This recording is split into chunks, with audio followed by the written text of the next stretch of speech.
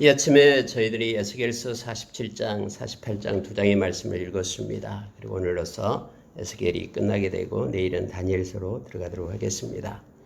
여러분, 마지막에는 이제 땅의 분배를 말하고 있는데요. 땅의 분배가 처음에 가나안 땅을 분배하는 것과는 다르다라는 걸 알게 됩니다. 한 중앙에 성전이 있고 또 성읍이 있고 그리고 위에서부터 이제 순서대로 7개의 지파의 땅이 분배되고 또 아래로 5개의 지파의 땅이 분배되는 것을 보게 됩니다. 그리고 성읍에 대한 설명을 하고 마치게 됩니다. 여러분, 이미 바벨론의 포로로 가 있는 이스라엘 백성들에게는 땅이 없습니다. 그리고 그들에게 이제 하나님께서는 그래서 에스겔을 통해서 성전과 그리고 땅에 대한 내용을 그들에게 줍니다. 그들이 이걸 믿음으로 받고 비록 땅이 없고 노예로, 전쟁 노예로 그들이 생활을 하지만은 그들은 그곳에서 신앙을 버리지 않고 그 말씀을 따라서 굳굳하게 하나님을 섬기는 자들로, 거룩한 자들로 세워졌음을 우리는 잘 압니다. 오늘 읽은 말씀 가운데 우리가 특히 성전으로부터 흘러나가는 물이 있습니다. 이 생명수가 흘러나가게 되는데 이 성전으로부터 흐르는 물은 하나님으로부터 그 본천이 하나님으로부터 나오기 때문에 모든 것을 살립니다. 그 물을 접하는 자, 그리고 그 물은 점점점 커지고 깊어집니다. 이러한 내용들을 먼저 47장에서 주고 있고요. 하나님은 말씀하시면 반드시 이루시고 하나님으로부터 나오는 모든 것들은 다 생명을 솟게 한다라는 것을 에스겔을 통해서 거기에 포로된 자들에게 지금 말씀이 선포됨으로 그들이 소망을 갖게끔 하게 됩니다. 결국 이 모든 것들이 바로 다음에 이루어질 천상의 모습임을, 하나님의 나라의 모습임을 요한계시록 21장과 연합해서 이 말씀이 동일하게 또 쓰여주고 있음을 보게 됩니다. 몇 가지를 묵상하고 기도하는 시간 갖겠습니다. 여러분, 47장의 1절이 보니까요.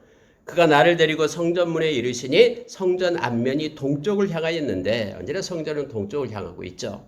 근데 그 문지방 밑에서 물이 나와 동쪽으로 흐르다가 성전 오른쪽 제단 남쪽으로 흘러내리더라. 이렇게 되어 있죠. 이제 동쪽을 향하고 성전에서부터 물이 흐르기 시작합니다.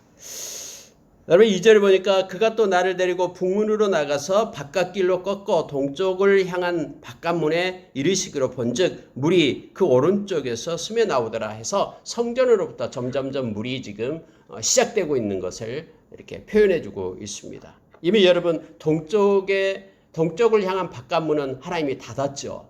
그래서 그곳을 나갈 수가 없어요. 그래서 북문으로 해서 바깥들로 해서 동쪽을 향한 문으로 왔다라고 지금 말합니다. 그랬던데 동쪽에 그 밑에서부터 성전 그걸 통해서 이제 물이 스며서 나오면서 이제 이렇게 흘러지기 시작하는 것을 지금 보게 합니다. 없었던 물인데 성전으로부터 이제 생명수 강이 흐르기 시작하는 것을 보게 됩니다.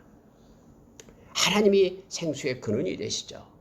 성경에는 곳곳에서 그렇게 말해주고 있습니다. 특히 우리가 잘 아는 그 에레미야서 17장에 보면은, 에레미야서 17장 13절에 보면은 하나님을 나타내는 그런 거기에 모습이 나오죠. 우리가 묵상하면은 큰 은혜를 받습니다. 그러니까 하나님은 그 영화로운 보좌시다라고 시작부터 높은 곳에 계시고 또 우리의 성소가 되시고 그리고 또 우리의 소망이 되시고 그리고 또 생수의 근원이 되시며 또 찬송 받으시기 합당하신 분이다라고 말해주고 있습니다.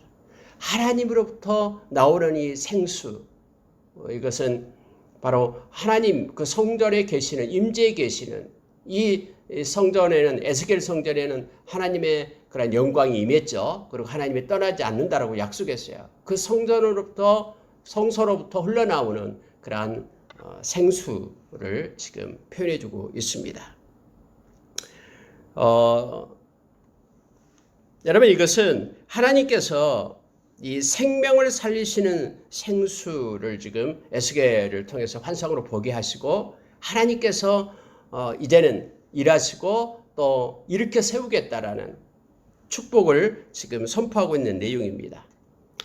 장차 하늘 보좌에서 영원토록 흘러내리는 구원의 생수에 대해서 지금 예피하고 있는 것을 보게 됩니다. 우리가 여러분 요한계시록 마지막 장 22장에 보면 하나님의 보좌가 있고 하나님의 보좌로부터 흘러나오는 그런 생수의 그 강에 대해서 말하고 있죠.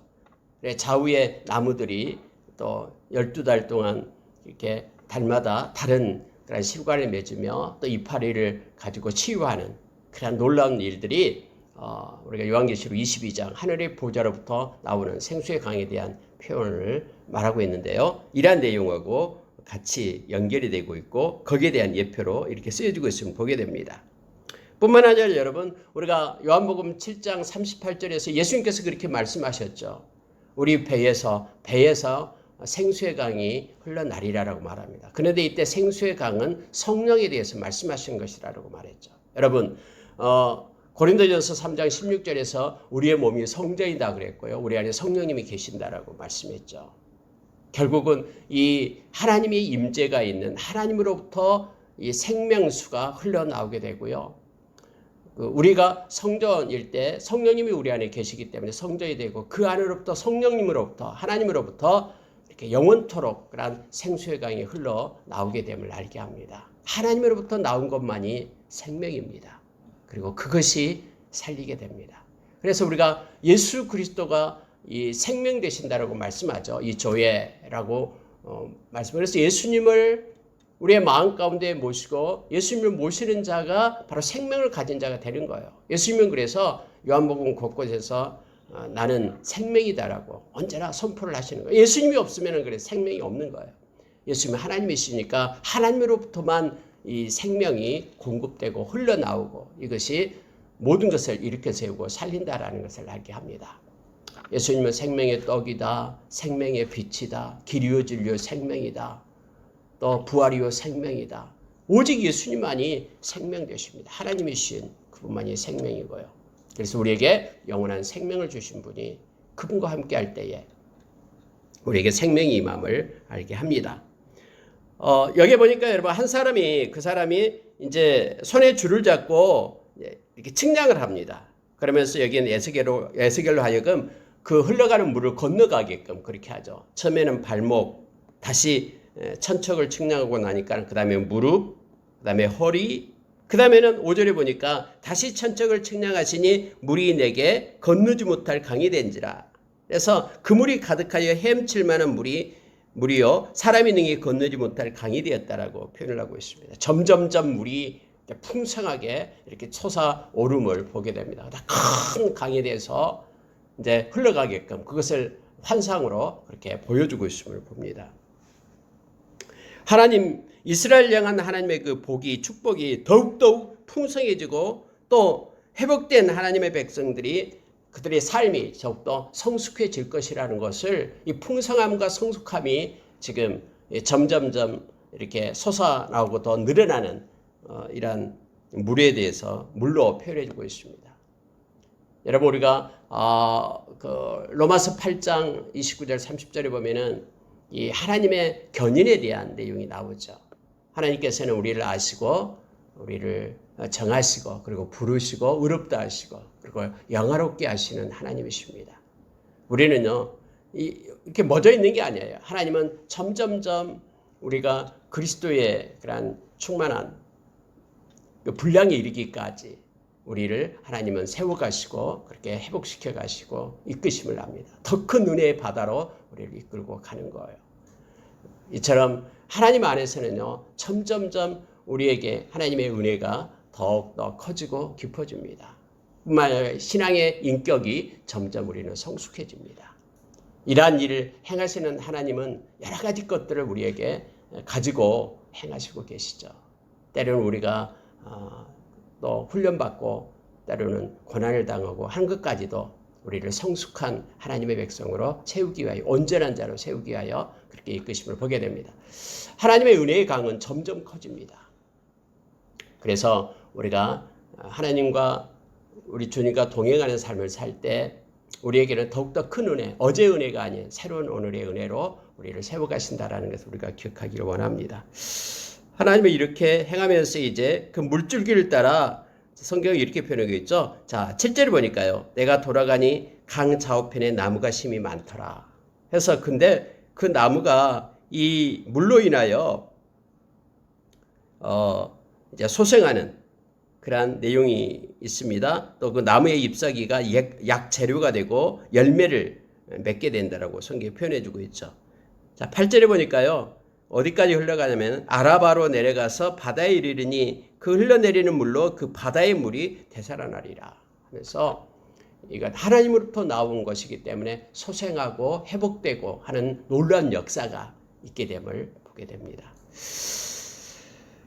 자, 이제부터 이제 어떤 역사가 나타나냐면요. 자, 9절에 보십시오. 이 강물이 이르는 곳마다 번성하는 모든 생물이 살고 또 고기가 심히 많으리니 이 물이 흘러들어 감으로 바닷물이 되살아나겠고 이 강이 이르는 각체의 모든 것이 살 것이며 그곳에 강가에 어부가 있고 그물 치는 곳이 될 것이다.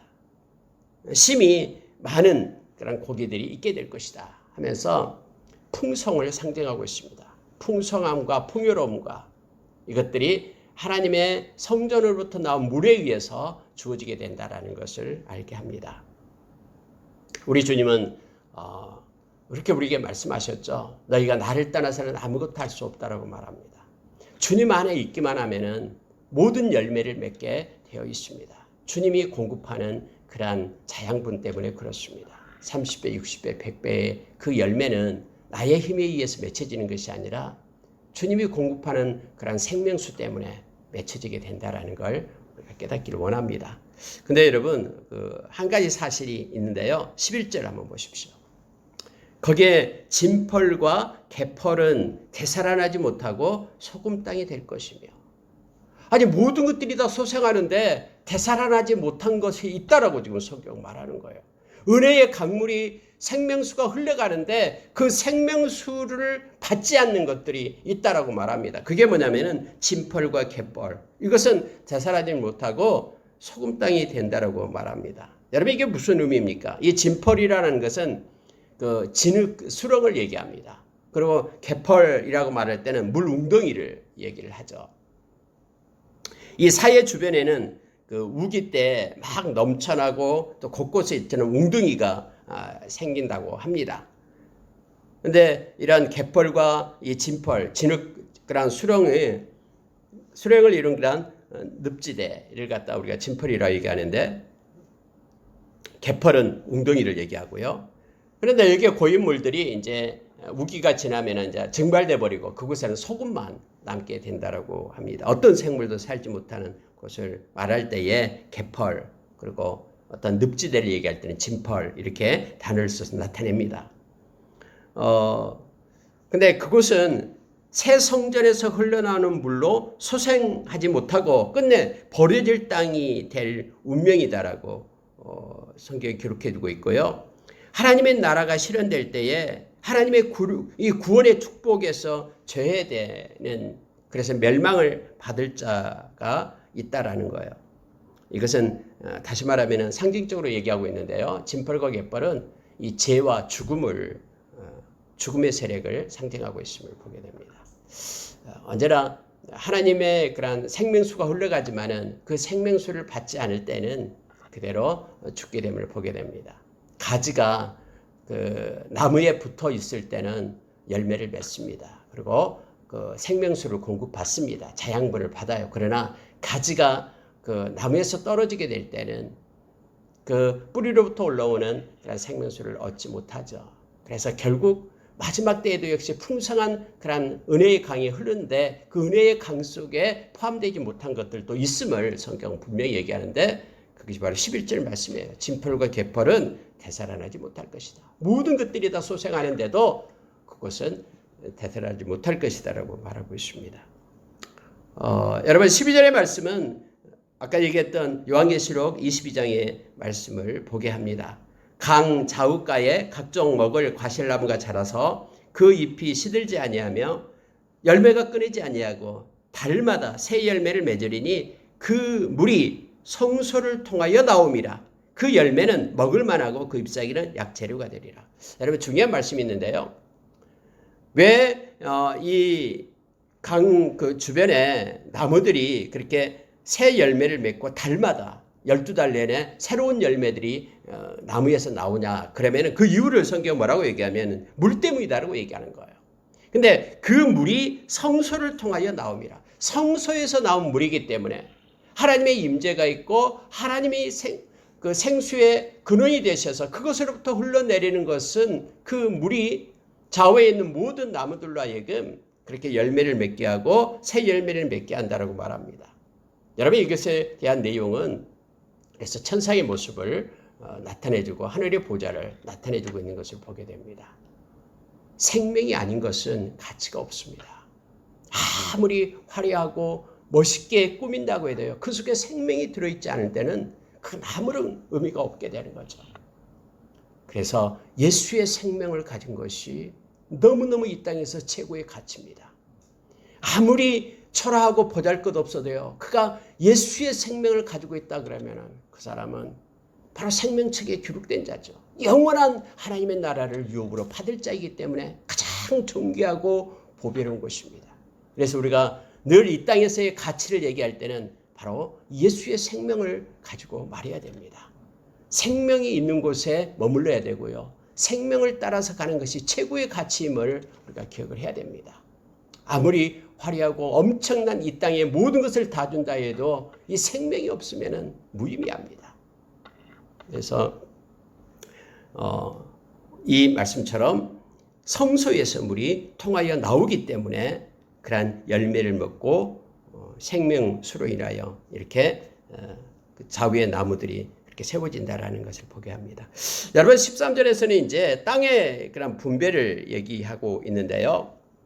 아까도 서두에서 말씀드렸다시피 그 이스라엘 백성에게는 땅이 없어요. 뭐 노예인데 전쟁 노예인데 무슨 땅이 있겠습니까? 그런데 이제 너희들이 거할 아름다운 땅이 있다라는 것을 에스겔을 통해서 말해줌으로 인하여 그들이 소망을 갖게 되는 거죠. 그래서 북쪽 경계선이 17절 하반절이에요.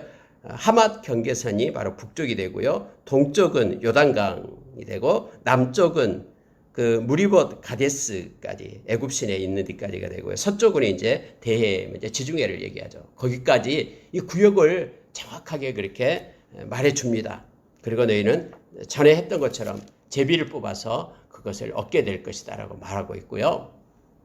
특히 이제 한 가지 특징이에요. 22절에 보니까 이 말씀이 나와요.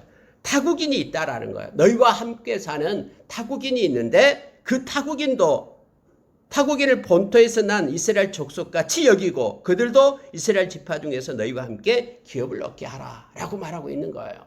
이방인들도 함께 그 땅을 기업으로 얻게끔 한다라고 말하고 있습니다.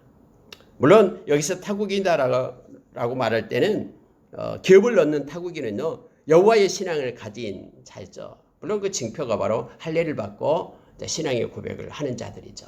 그들도 역시 동일하게 기업을 얻게끔 한다라고 말합니다. 그래서 여러분 에스겔을 통해서도 이렇게 말씀을 하고 있죠.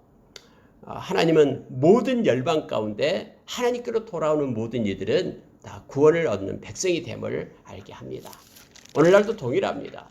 우리가 로마서 11장에 보면은 이방인의 충만한 수가 차기까지 그 이스라엘 백성들에 대한 내용이 나오죠. 충만한 수가 타면은 이제 이스라엘 백성들이 다 회복되어 하나님께로 돌아올 것이다라고 성경은 말해주고 있죠. 이방인의 충만한 수, 하나님의 나라에 들어갈 하나님의 백성들, 하나님께서 정한 그들의 수가 구원받을 하나님의 백성들이 돌아오게 될 때 마지막 이스라엘 백성들도 실제로 회복되어서 예수 그리스도를 믿고 하나님께로 돌아오게 된다라고 성경은 그렇게 말해주고 있죠. 여기도 역시 이방인이든 또 이스라엘 백성이든 하나님에 대한 신앙을 갖는 고백하는 이들은 다 땅을 기업으로 얻을 것이다라고 말하고 있습니다. 48장에 가면은 이제 땅을 이제 분배를 하는데 순서대로 그렇게 합니다. 맨 위에서부터 성경은 단지파, 그 다음에 이렇게 딱 정해져 있어요. 이렇게 순서대로 동쪽에서 서쪽까지 위에서부터 쭉 내려옵니다. 7개 지파가 먼저 나오죠. 단, 아셀, 납달리, 그다음에 므낫세, 에브라임, 루벤, 유다까지 이제 7개 지파가 순서대로 그렇게 땅을 분배를 받습니다. 그리고 한 가운데가 이제 제사장의 거룩한 땅이 되죠. 제사장. 성경에 보니까 그 제사장들이 거룩한 땅을 받게 되고 그 한 가운데는 이제 성소가 있게 됩니다. 25,000척 해가지고 거기에 하나님의 성전이 세워지게 되고요. 그리고 이제 옆에 또 레위인의 땅을 받게 되고요. 그리고 그 밑에가 뭐냐면요, 이제 성읍이 세워집니다. 예루살렘 그런 성이 그곳에 세워지게 되죠. 예루살렘 성은 네모 반듯하게 해서 4,500척으로 그렇게 하게끔 되어 있습니다. 그리고 나서 군주의 땅이 특별히 이렇게 세워진 데 있죠. 왕의 땅이요. 백성들의 땅을 손대지 못하게끔 그렇게 세워지고, 그리고 그 밑으로 5개의 지파의 땅이 이제 나타납니다. 베냐민, 시므온, 또 이사갈, 그리고 스불론, 그리고 갓 지파의 몫이 맨 밑에까지 나오고 있죠. 이것은 처음에 분배받은 땅의 순서하고는 다릅니다. 전혀 다르게 나타나죠. 처음에 분배받을 때는 맨 아래가 그 유다 지파였죠. 그 중간에 시몬 지파가 들어 있었고요. 그래서 이것은 에스겔에게 보여줬던 이 땅의 분배는 특별히 바로 하나님의 나라를 상징적으로 나타내주고 있음을 보게 합니다. 여러분 14절 한번 보십시오. 그 가운데 있었던 그러한 그 제사장의 그러한 땅, 그리고 레위 지파에게 준 그 땅은 14절에서 이렇게 말합니다. 그들이 그 땅을 팔지도 못하며 바꾸지도 못하며 그 땅에 처음 익은 열매를 남에게 주지도 못하리니 이는 여호와께 거룩히 구별한 것입니다.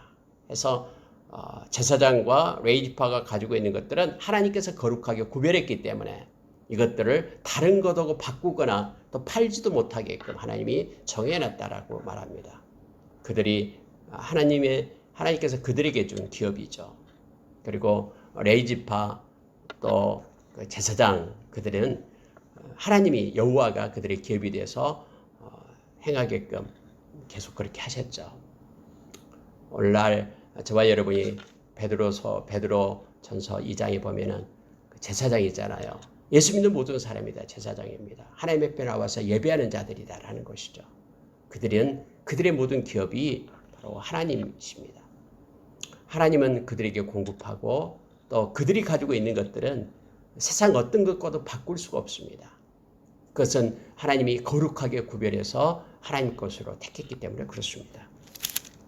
이와 같이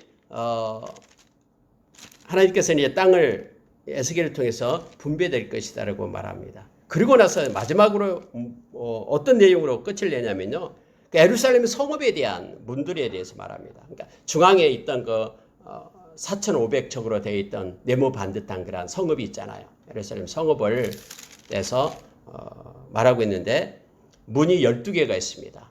동서남북 해가지고 3개씩 12개가 있죠. 우리가 요한계시록 21장에서 또 역시 하나님의 나라의 성읍도 12문이 있죠. 진주문으로 되어 있는 12문이 있었죠. 여기에 대한 내용을 하게 됩니다. 그리고 35절로 마치겠습니다. 여러분 12지파의 이름을 따가지고 그 문을 만듭니다. 그리고 35절에 보니까요, 그 사방의 합계는 18,000척이라 그날 후로는 그 성읍의 이름을 여호와 산마라 하리라. 그래서 여호와 산마가 나오게 됩니다. 여호와 산마 라는데 Lord is there 해서 Lord is there, 하나님이 그곳에 계시다라는 뜻이죠. 하나님이 그 성읍, 하나님이 영원히 그곳에 계시는 그러한 성읍, 하나님의 성을 말합니다. 영원한 도성, 하나님의 도성을 말하고 있죠. 어거스틴이 그렇게 하나님의 도성이라는 책을 썼죠. 영원한 하나님의 나라를 나타내고 있음을 보게 됩니다. 여호와 산마, 여호와께서 거기에 계신다라는 여호와 산마로 일컫게 될 것이다라고 말합니다. 장차 회복될 새 이스라엘에서 하나님은 자기 백성들 가운데 영원히 함께 계셔서 사랑과 공의로 친히 다스릴 것임을 성경은 나타내주고 있습니다. 우리가 요한계시록에서 햇빛이 필요 없다라고 얘기하죠. 하나님이 빛이 되시고 그리고 우리 주님이 등불이 되신다라고 말하고 있습니다. 영원히 하나님은 우리와 함께하는 아름다운 도성을 지금 에스겔을 통해서 이스라엘 포로로 된 이스라엘 백성들에게 말해주고 있으면서 이 말씀을 읽고 있는 저와 여러분에게도 영원한 하나님의 나라가 우리를 위하여 준비되어 있다라는 것을 가르쳐 줍니다. 이 천상의 새 예루살렘 성을 예표하고 있음을 보게 됩니다. 말씀을 마치겠습니다. 하나님은 에스겔을 통해서 에스겔서 48장을 통해서요. 하나님은 포로로 가 있는 그러한 이스라엘 백성들 향하여 그렇게 말씀을 전했습니다. 예루살렘이 멸망하기 전부터 그렇게 에스겔을 통해서 말씀을 전했었죠. 우리가 에스겔을 통해서는 특히 많은 것들을 얻습니다. 또 다음에 장차 이루어질 그런 하나님의 나라를 말씀 가운데서도 보게 합니다. 하나님은 우리로 하여금 말씀을 따라 사는 하나님의 백성으로 그렇게 세웠죠. 눈에 보이지 않지만 말씀을 우리가 믿음으로 받게 될 때 그 말씀은 우리의 실제가 됩니다. 그냥 사변적으로 머릿속에만 들어있는 말씀이 아니라 우리의 실삶 가운데 개입해서 우리를 인도하시고 이끄는 하나님의 나라의 가치로 살게끔 하는 그러한 말씀은 우리의 삶의 실제가 됨을 보게 됩니다. 말씀을 마치겠습니다. 오늘 하루도 우리가 말씀을 따라서 하나님과 동행하는 아름다운 삶 살기를 원합니다. 하나님은 늘 우리를 세우고 인도해 가십니다. 살아계셔서 역사하고 계십니다. 하나님의 일하신 가운데 우리가 머물고 또 하나님을 공급하는 그러한 새 힘과 능력으로 우리 또 하나님께 영광 돌리는 하루가 되기를 원합니다. 이렇게 기도하겠습니다.